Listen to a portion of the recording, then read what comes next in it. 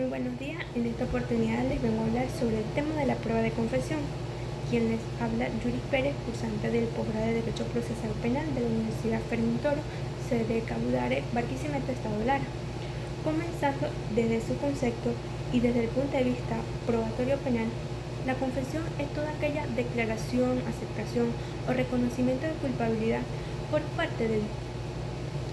sospechoso de un delito. Es importante tomar en cuenta que al hablar de confesión no solamente debemos referirnos a la afectación, sino a cualquier acto y hecho que de una u otra manera esté vinculado con el delito. Además de ello, es importante establecer que hay quienes logran confundirlo con el testimonio, siendo dos figuras diferentes, y por ello haré un hincapié en este caso. El testimonio es una declaración rendida por aquella persona que ha percibido a través de sus sentidos cualquier hecho, cualquier conocimiento que esté relacionado con el delito. En cambio, la confesión es la persona, autor o partícipe que confiesa, que acepta, reconoce ser el culpable de esa comisión o de ese hecho punible. He aquí la importancia que se debe establecer referente a estas dos figuras, ya que el tratamiento a aplicar es diferente. Ahora bien, desde el punto de vista técnico jurídico penal, la confesión es toda declaración o reconocimiento por parte del imputado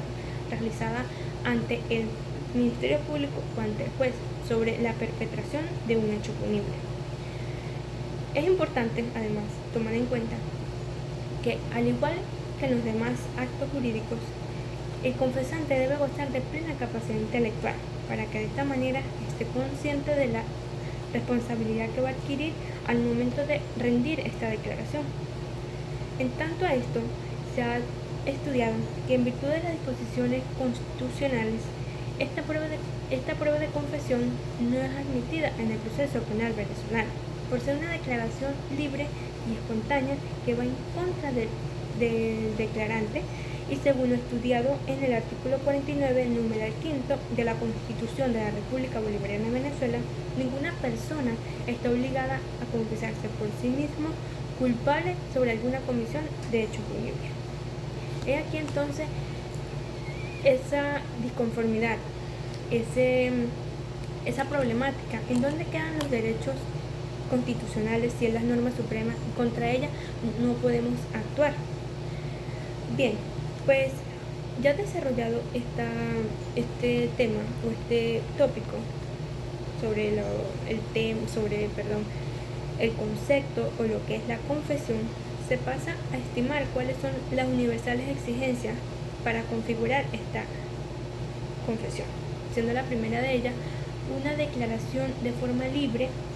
voluntaria y espontánea por parte del declarante, sin ningún tipo de coacción, sea física o psicológica. Otra de ellas es que la declaración debe ser rendida ante el Ministerio Público o ante el juez, quienes son los encargados de dirigir la investigación, y por ende el juez le corresponderá analizar esa conducta, esa declaración que no esté basada en una falsedad. En este caso se debe tomar en cuenta que esta confesión no debe confundirse con la confesión ficta, siendo la misma aquella confesión que realiza el imputado pero cuando es prófugo de la justicia, o la confesión implícita cuando la declaración ha sido producto de una transacción, de una composición judicial o tras el cumplimiento de algunas fórmulas alternativas a la prosecución del proceso, siendo la primera de ellas el principio de oportunidad, el acuerdo reparatorio y la suspensión condicional del proceso, que se encuentra contemplada en el capítulo 3 del Código Orgánico Procesal Penal. Dicho esto, se ha estimado como una tercera exigencia para configurar la confesión que el juez, al momento de recibir la declaración, realice preguntas capciosas, preguntas sugestivas, analice la conducta del declarante, del confesante, para verificar si esa declaración es verdad o está basada en alguna falsedad. Dicho esto, se ha estimado que las exigencias para establecer la confesión son rigurosas y importantes de cumplirla, ya que de lo contrario no se estimaría como una confesión. Dicho esto, ya pasaríamos a establecer cuál es la importancia de esta figura. Anteriormente, la importancia radicaba en que era un valor decisorio para el juez, ya que al momento de recibir esta declaración, el juez daba por terminado la investigación, el proceso y pasaba a dictar una sentencia acorde a esta declaración. Pero en la actualidad, en virtud de las disposiciones constitucionales, de los derechos de los imputados y de las personas, se ha estimado que esta confesión única ya no es suficiente como para establecer una responsabilidad inmediatamente, es decir, ya no produce un efecto decisorio, porque una vez el juez tenga conocimiento de esta declaración, deberá abrir como un cuaderno separado donde primeramente resolverá la incidencia de esta declaración. No es incidencia, sino que deberá analizar esa conducta por medio de otros métodos para demostrar que esa declaración es verdad. Allí, una vez se realice este correspondiente análisis, pues el juez seguirá con el proceso, con la continuidad del proceso, hasta dictar una sentencia, pero una vez sea comprobado por otros métodos. Ahora bien, cuando hablamos de una confesión aislada, cuáles son otros de los tópicos a tratar en este tema, hacemos referencia a que es una confesión única, una confesión que desde el punto de vista procesal penal no es suficiente como para determinar la culpabilidad de una persona, ya que no produce una certeza necesaria sobre la existencia o del cuerpo de un delito. Pues para ello se ha estimado, de acuerdo al criterio de Pérez Sarmiento, realizar otros métodos para que se pueda evaluar esa declaración, se puede evaluar la conducta del confesante. Es determinante e importante tomar en este caso de la confesión que el juez no debe pasar por desapercibido la declaración en una sola, debe realizar otros métodos, porque en muchas ocasiones y en virtud de muchas jurisprudencias se ha estimado que esta confesión puede basarse en una falsedad, en base a una depresión o por encubrimiento de algún ser querido, o incluso tras una amenaza donde el confesante prefiere llevar a cabo lo que el amenazador, en este caso, pues quiere que haga. Ahora bien, pasamos a determinar como último tópico en este tema lo que son las clases de confesiones. Tenemos la confesión procesal, el cual es aquella realizada dentro del proceso, donde el imputado rinde declaración, pero ante el Ministerio Público o ante el juez, para que estos mismos puedan evaluar la conducta del confesante y determinar si es verdad o está basada en una falsedad. Ahora bien, cuando hablamos de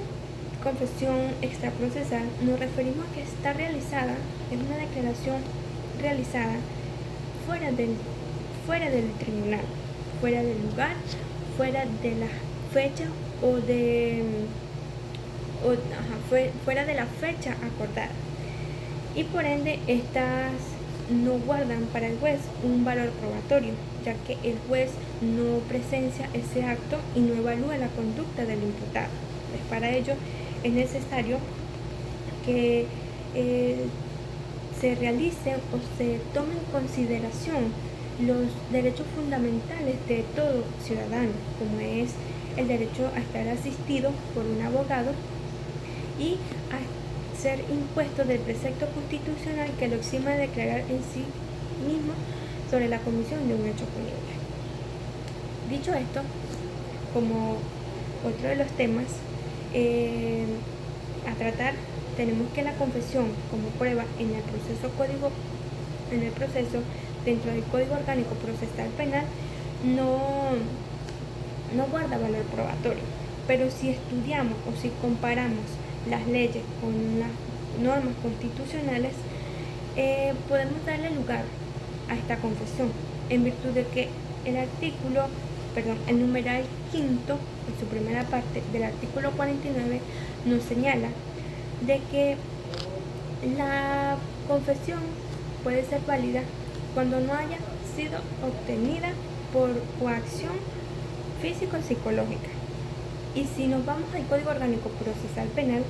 nos señala, nos establece un sistema de valoración de pruebas libres que bien podría encuadrar este tema de la confesión en este proceso.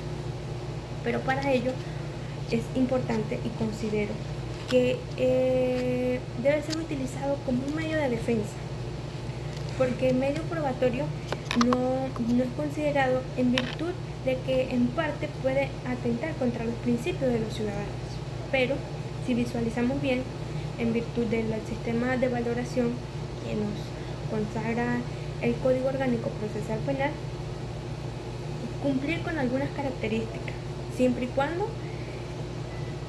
evaluemos y estudiemos los principios constitucionales, los principios fundamentales de todo ciudadano y no se violente de alguna manera el debido proceso.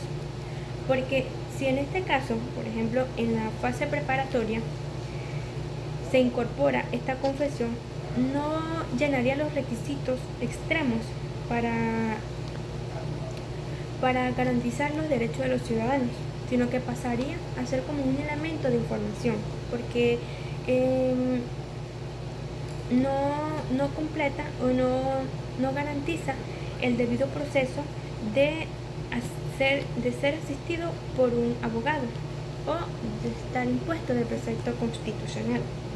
Si nos vamos a la fase intermedia, pues allí se da lo que es la figura de la admisión de hechos, lo cual no puede confundirse con la confesión. Y es lo que muchos hoy en día han llegado a realizar, porque la admisión de hechos es una prerrogativa procesal y la confesión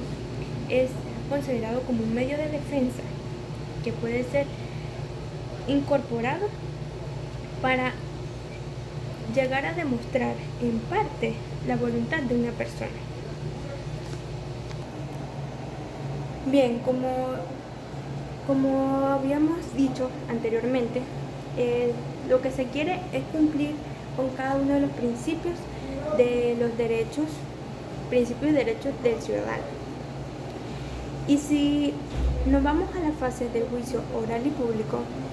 bien podría encuadrar esta figura de la confesión, porque el juez allí analizará la conducta, realizará las pruebas pertinentes para que de esta manera se fundamente la declaración en una buena valoración por parte del juez. Ya dicho esto, se pasa a considerar desde el punto de vista profesional, doctrinario, que la confesión es una figura que puede encajar completamente dentro de nuestro sistema procesal penal, garantizando todos los principios y derechos establecidos en nuestra Constitución, siempre y cuando cumplamos con el debido respeto de cada derecho y que de una u otra manera se cumplan los lapsos, las peticiones y la voluntad de cada ciudadano. Sin más nada que decir, me despido.